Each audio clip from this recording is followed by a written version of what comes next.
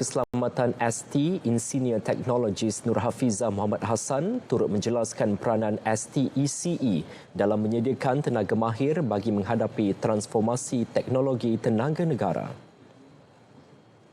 Dengan inisiatif kita melalui National Energy Transformation Roadmap, yang mana kita mensasarkan 70% tenaga boleh baharu pada tahun 2050. Melalui program ST ECE ini, kita akan melahirkan lagi ramai orang kompeten yang berkelayakan, yang tahu, yang cakna tentang energy transition. Seperti sedia maklum, kali ini investor bila datang ke Malaysia, dia nak tahu, kita ada tak orang kompeten yang boleh bekerja? So inilah kita nak portray ataupun nak wawarkan kepada luar sana dan Malaysia berkebolehan.